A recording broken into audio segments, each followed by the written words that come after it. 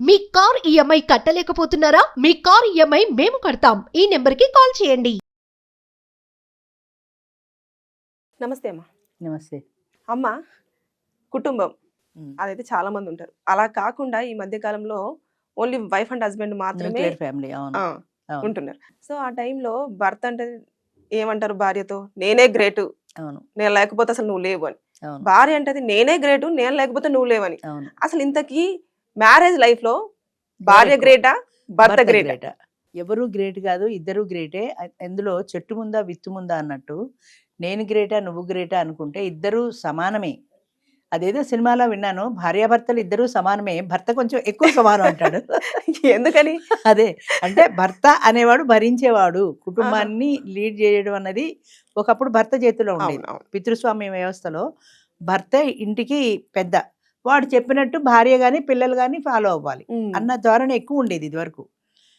అది ఎస్పెషల్గా ఎప్పుడు ఉండేదంటే బహుశా స్త్రీలు ఎడ్యుకేటెడ్ కాని రోజుల్లో. ఉమ్. అంచేత వాడు డామినేట్ చేయడము, వాడు చెప్పడము, వీళ్ళు ఫాలో అవడమే ఉండేది.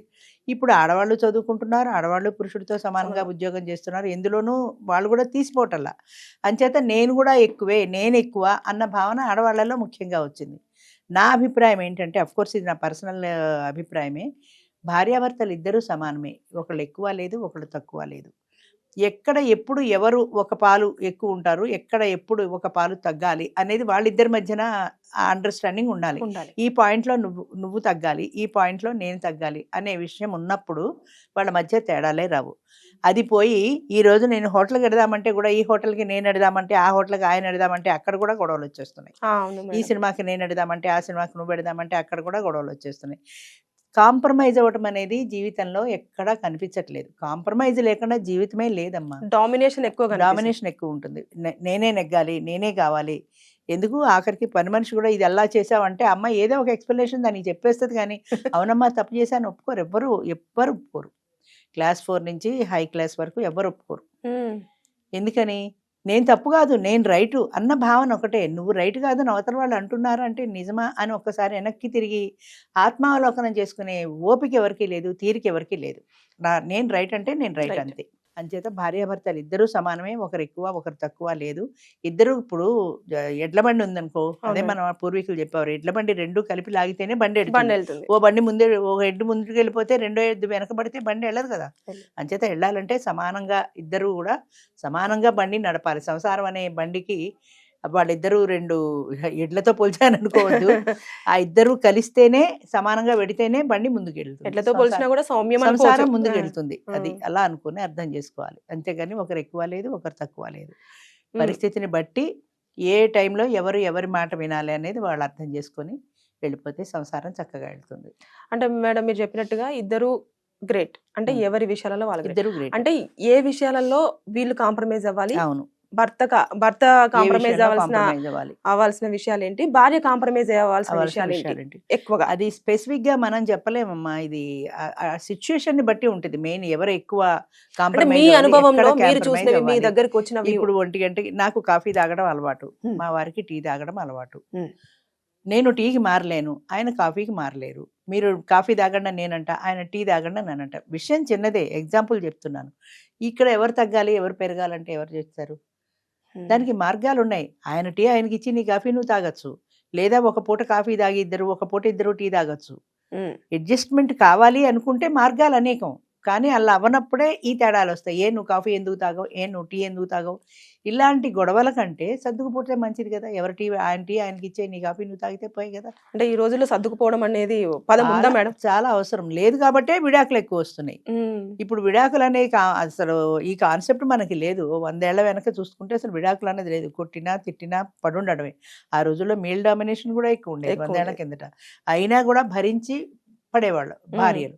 ఇప్పుడు డిపెండెన్సీ పోయింది, ఇండిపెండెంట్గా ఉండగలుగుతున్నారు, సంపాదించుకుంటున్నారు. అంచేత మేము ఒకటి మాట వినేది ఏమిటి అన్న భావన ఆడవాళ్ళలో ఎక్కువ వచ్చింది. అంచేత నేనెందుకు వినాలి వాడి మాట, నా ఇష్టం నాది, ఇష్టమైతే ఉంటా, కష్టమైతే పోతాను, చెట్పట్టు అంతే. విడాకులు తీసేసుకోవడం, వెళ్ళిపోవడం. మాకు ఎన్ని విడాకుల కేసులు వస్తాయో, భార్య చచ్చిపోయిన కేసుల కంటే విడాకుల కేసులు ఎక్కువ ఉంటాయి. 52 ఏళ్ళండి నేను డైవర్స్ అంటారు. 52 ఏళ్ళకే జీవితం ఎంత అయిపోయి డైవర్సీ దాకా ఎందుకు వచ్చేసారయ్యా? ఓ 2-3 ఏళ్ళు కోర్టులో కేసు నడిచి ఉంటుంది కదా, అంటే 50 ఏళ్ల నుంచే నువ్వు డైవర్స్ పెట్టేసావు. ఆమెతో నాకు పడలేదండి, లేదా ఆవిడ కూడా అంతే, ఆయనతో నాకు పడలేదండి. అన్ని ఏళ్ళు భరించి భరించి అదే ఆశ్చర్యం వేస్తుంది. 60-70 ఏళ్లకి విడాకులు తీసుకుంటే నేను ఆయన అడిగాను, 70 ఏళ్ళు ఇద్దరు కలిసి జీవించారంటే ఒక 30 ఏళ్ళు కనీసం సంసార జీవితం సాగి ఉంటుంది. 70 ఏళ్ళు ఇంకో 10 ఏళ్ళు 15 ఏళ్ళు అయితే జీవితమే అయిపోయింది కదా అంటే నేను పడలేనండి ఆవిడతోటి ఇన్నాళ్ళు పడ్డాను. కానీ ఆవిడ అంతే, పిల్లల పెళ్ళిళ్ళు అవ్వాలని ఆగానండి ఇన్నాళ్ళు. పిల్లల పెళ్ళిళ్ళకి మేము డైవర్స్ తీసుకుంటే బాగుండదని. ఇప్పుడు పిల్లల పెళ్ళిళ్ళు అయిపోయాయి, ఆరక్షణం కూడా నేను ఆయన్ని భరించలేనండి అంటుంది ఆవిడ. ఎక్కడ వస్తున్నాయి అంటే ఇవి, ఇదే చెప్తున్నా కదా, ఎక్కడ ఎవరు తగ్గాలి ఎక్కడ ఎవరు పెరగాలి అనేది వాళ్ళకి తెలిసి ఉండాలి. అనుభవం మీద రావాల్సిందే. అది స్పెసిఫిక్గా ఇక్కడ తగ్గండి ఇక్కడ పెరగండి అని మనం చెప్పలేం. ఇందాక కాఫీ టీ చెప్పినట్టే వాటికి కూడా కాంప్రమైజ్ అవ్వడానికి మార్గాలు ఉంటాయి. ఆ మార్గాన్ని మనం చూస్ చేసుకుంటే హ్యాపీగా వెళ్ళిపోతుంది. మనం అది చూస్ చేసుకోం. నేను కాఫీ అంటే ఆయన కూడా నా కాఫీయే తాగాలి, నేను టీ అంటే ఆవిడ కూడా నా టీయే తాగాలి. ఇవి వదిలేశారు మేడం. ఇంకా అంటే ఇవన్నీ అండర్స్టాండింగ్స్ అడ్జస్ట్మెంట్స్ వదిలేసి నేను ఉద్యోగం చేస్తున్నాను, ఆయన ఉద్యోగం చేస్తున్నాను. మెయిన్ అదే మెయిన్ ఏంటంటే ఆడవాళ్ళకి ఇండిపెండెన్స్ వచ్చిన తర్వాత, ఫైనాన్షియల్ ఇండిపెండెన్స్ వచ్చిన తర్వాత, ఇది ఒక మెడిసిన్ వేసుకుంటే సైడ్ ఎఫెక్ట్ ఎలా ఉంటుందో ఇండిపెండెన్స్ తో వచ్చిన సైడ్ ఎఫెక్ట్ ఇది. నేను సంపాదించుకుంటున్నాను, నీ ఎక్కువేంటి నా తక్కువేంటి. ఇంకా చెప్పాలంటే ఆడవాళ్ళ రేషియో తగ్గిపోయింది జనాభాలో, మగవాళ్ళ రేషియో ఎక్కువ ఉంది. సో ఆడవాళ్ళు సహజంగానే డిమాండ్ అండ్ సప్లై మెథడ్లో వీళ్ళ సప్లై తక్కువ ఉంది కాబట్టి వీళ్ళ డిమాండ్ పెరిగింది. అంచేత కట్నాలు కానుకలు ఒకప్పుడు వాళ్ళు డిమాండ్ చేసేవారు, ఇప్పుడు కట్నాలు కానుకలు అవన్నీ అయిపోయి ఈవిడ చెప్పినట్టు వాళ్ళు ఓకే అంటేనే పెళ్ళి అవుతుంది, లేకపోతే లేదు. అసలు పెళ్లిలే మానేశారు కదా, 40 ఏళ్ళు వచ్చేదాకా పెళ్లిలే చేసుకోవట్లా. ఆ తర్వాత పిల్లల్ని కండమన్నది అసలు లేనే లేదు. అంచేత దేనికి దానికే ఫైనాన్షియల్ ఇండిపెండెన్స్ వచ్చిన తర్వాత తగ్గేదే లేదు అంటున్నారు ఆడవాళ్ళు కూడా. సో ఎవరు గ్రేట్ కాదు, కుటుంబంలో సమానం, ఇద్దరు సమానమే. వాడు భర్త కొంచెం ఎక్కువ సమానం అన్నట్టు కాదు, ఇద్దరు సమానమే. ఇద్దరు కలిసి లాగితేనే సంసార రథ చక్రాలు సవ్యంగా వెళ్తాయి. అలాగే పిల్లల విషయంలో కూడా వాళ్ళు ఏం చేస్తారు, పిల్లోని నేను ఇదే చేపించాలి అంటారు, ఇదే చేపించాలి అంటారు. అక్కడ కూడా గొడవే. ఈ స్కూల్లో చేర్పిస్తాను ఆవిడంటుంది, అందులో మా ఫ్రెండ్ ఉందని. కాదు ఈ స్కూల్ మంచిది, ఈ స్కూల్లోనే చేర్పిద్దామంటారు. లేదా అక్కడ ఫీజు ఎక్కువ, ఇక్కడ డొనేషన్ ఎక్కువ, ఏదేదో కొట్టు చచ్చిపోతుంటారు. ఈ పిల్లలు ఏం చేయాలో తెలియక ఇద్దరి మధ్యన అలా విర్మహాలు వేసుకుని చూస్తుంటారు. వాళ్ళకంటూ ఇండిపెండెన్స్ లేదు కదా. ఎవరు అమ్మ చెప్పినా వినాలి, నాన్న చెప్పినా వినాలి. అది చివరికి ఎవరు ఫైనల్ అవుతారో తెలియక వీళ్ళు కూడా చూస్తుంటారు అంతే. ఇదే అంటారు. ముఖ్యంగా ఒక కుటుంబంలో భార్యాభర్తల మధ్యలో ఈ ఉద్యోగం వల్లనే ఎక్కువగా, అంటే నేను సంపాదిస్తున్నాను, నేను భర్త కంటే ఎక్కువ అనేది భావన భార్య కొద్దు అండర్స్టాండింగ్ ఉండాలి.